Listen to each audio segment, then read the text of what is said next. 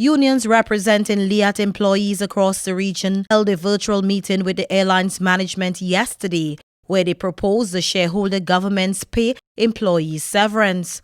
On radio on Sunday, Chair of LIAT Shareholder Governments, Prime Minister Dr. Ralph Gonsalves, said the financially strapped regional airline owes its staff an estimated 94 million EC dollars in severance and holiday payment, which it is unable to pay.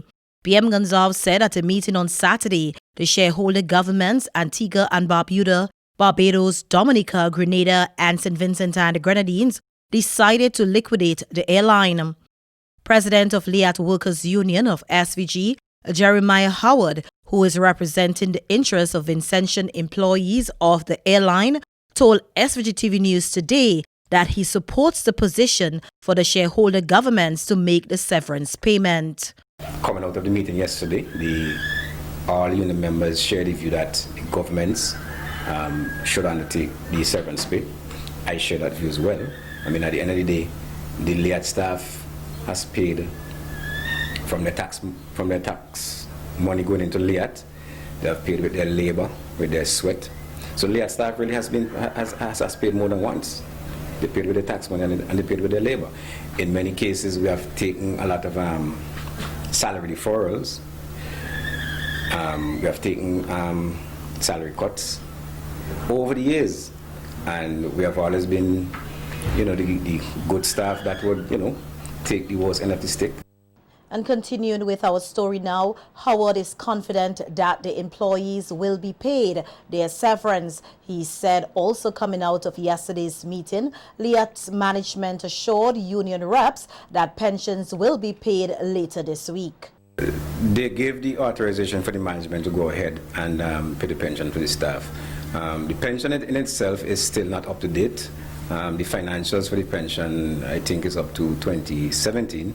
So they're going to go ahead and pay the pension, and then there will be a remaining amount in terms of the interest for 18 and 19. But the management has instructed us that pension payments will probably be started by maybe like late this week or early next week. The pension is not like, say, a severance pay. Your pension is basically what you contribute 5% of your salary, and the company would have been matching that as well. And we have been informed that the money is there. Here in SVG, there are 41 employees with LIAT. All were laid off with the exception of 2 persons. Howard said that some staff have more than 30 years of service with the airline. In addition to severance payments, Howard said that there is still the issue of allowance and vacation pay to be finalized. He pointed out that LIAT's management hinted that the airline might still operate after liquidation. However, he said this is hardly likely, and his next move is to meet with the chair of LIAT Shareholder Governments, Prime Minister Dr. Ralph Gonsalves. This looked like it for LIAT. I mean, we have been at this point for like years now, and for some miraculous reason, we have been able to come back. As much as we hear in the meeting yesterday, there was still some form of hope. I don't know if that will ever be possible. To me, this time, it definitely looked like this is it. But yes, you're going to have, like, say, 41 persons out of a job,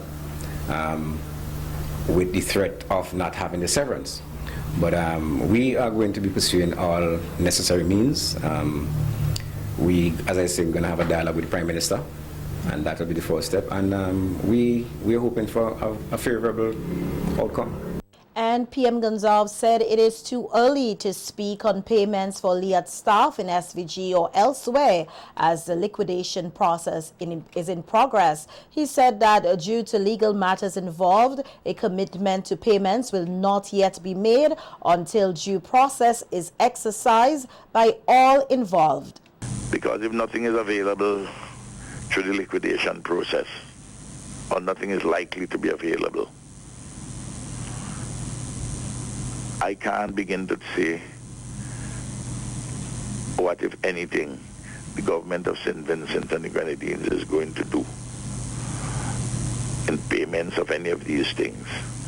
Save a next step to make a general statement that we have a particular history in which we do not think that the democratic state ought to behave like a bandit. but I'm not making a commitment there in relation to any obligation. The Prime Minister said that he is aware of monies owed to SVG workers, but that it is likely that more persons are owed by the airline, particularly in the hotel industry. $1.8, $1.9 million EC between severance payment and liability and vacation pay. If I say that it's okay, man, we will go ahead and take care of that or a portion of that. What about hoteliers whom they may owe, or restaurateurs or small providers of goods and services?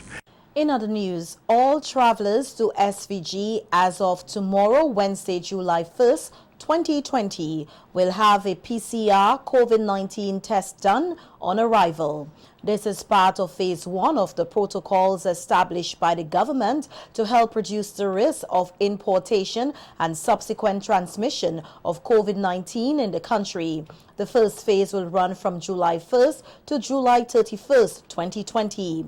Speaking during a Zoom interview today shared on Facebook, facilitated by the Caribbean Tourism Organization, Chief Executive Officer of the SVG Tourism Authority, Glenn Beach, said visitors and nationals who will be coming to SVG during this period, if they did not do a PCR test within 72 hours of their travel, will have to pay a fee of $40 for a PCR test done locally. You will be, after you're tested, you will be sent to whether it's your home or your hotel, where you will remain there for at least 24 hours, at which time we should be able to get you your results back.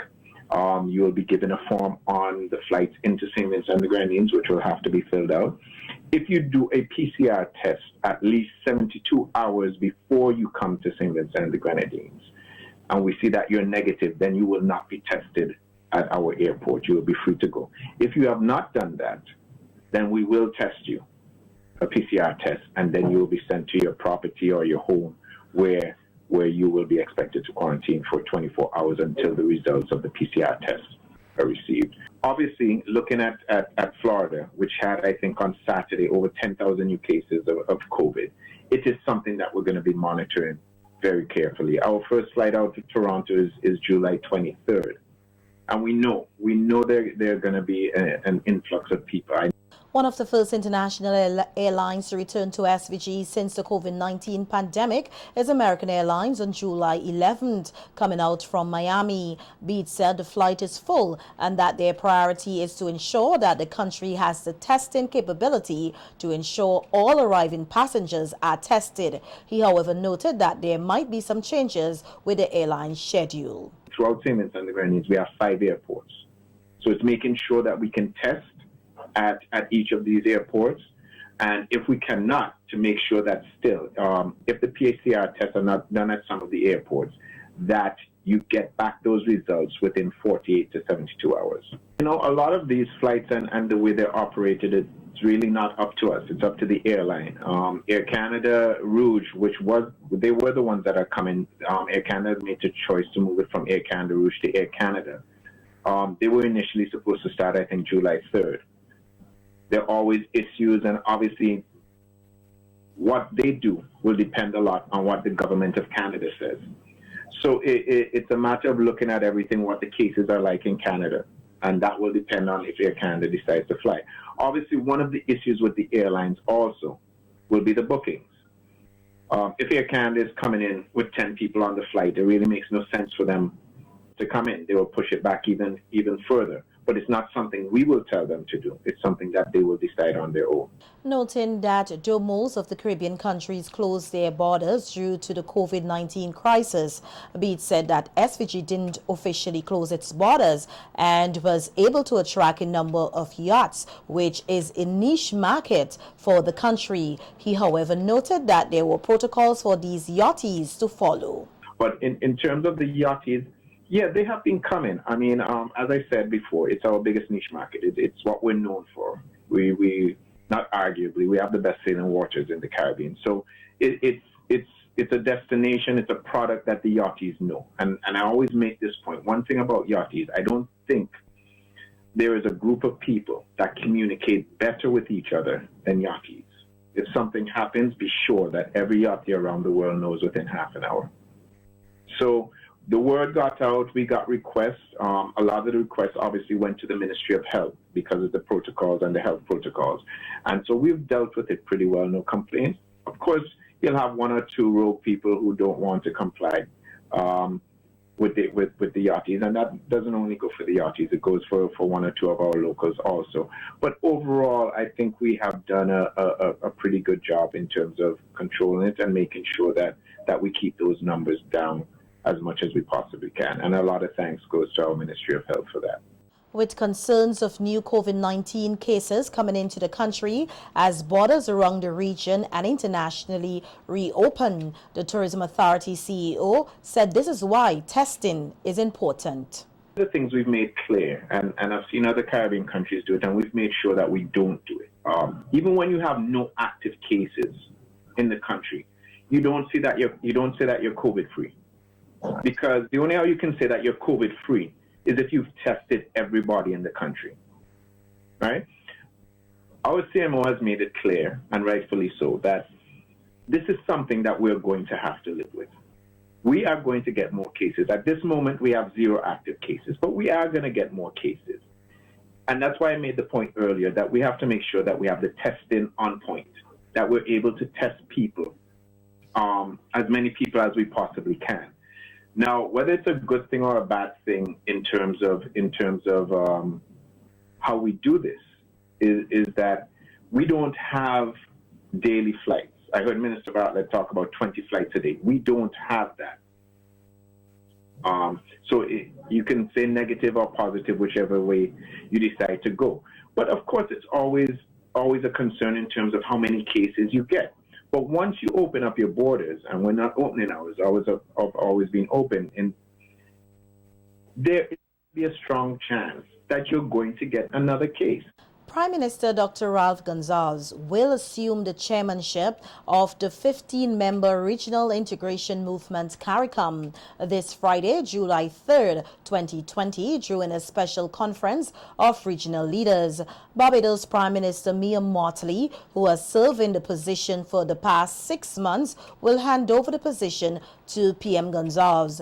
The regional leaders will host their 20th special meeting on Friday via video conference, beginning at 10 a.m. local time, after they had agreed during their 9th special meeting in April to stage the handing over ceremony at the beginning of July. The coronavirus, or the COVID-19 pandemic, which has affected all CARICOM countries, has forced the annual summit, usually held in July, to be rescheduled to September 2nd and 3rd in SVG. During Friday's virtual meeting, CARICOM leaders are expected to also address a number of procedural matters.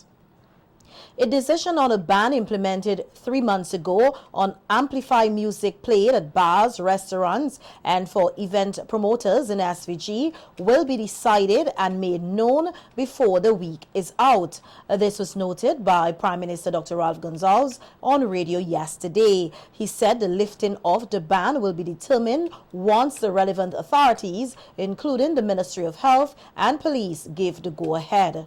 Advisors spoke to the Commissioner of Police last week. I tell him let us get all the I's dotted and T's crossed with the Chief Medical Officer and the Medical Officer of Health. Spoke with the Medical Officer, the Chief Medical Officer this morning. She's going to speak further with Dr. Duncan, the Medical Officer of Health. Then they will send me something. Then we will do a final sign-off as to how we are approaching this matter so shortly. The ban on amplified music was put in place to minimize large gatherings as part of the COVID-19 social distancing guidelines. PM Gonsalves said that many disc jockeys and bars were affected as a result of this ban. And I want people to flip a little bit more now. Yeah. Remember, we had pulled some levers, and some of those other levers we are relaxing. And the general public is reminded that the public holidays of Monday, July 6th and Tuesday, July 7th, 2020 have been rescheduled. The days that were expected to host the Carnival Monday and Tuesday activities have been shifted as a result of the cancellation of this year's Carnival Festival due to the COVID-19 pandemic. A news release from the Office of the Prime Minister said Her Excellency Dame Susan Duggan, acting on the advice of Prime Minister Dr. Ralph Gonsalves, has now declared Monday, August 3rd and Tuesday, August 4th, 2020 as public holidays in SVG. The release said the change stemming from this declaration is expected to be valid for this year, 2020 only, and should revert to the normal July Carnival Monday and Tuesday in 2020. Vincentians at home and in the diaspora are asked to take note of these changes. It was also noted that public holidays on Monday, August 3rd and Tuesday, August 4th are not Carnival holidays.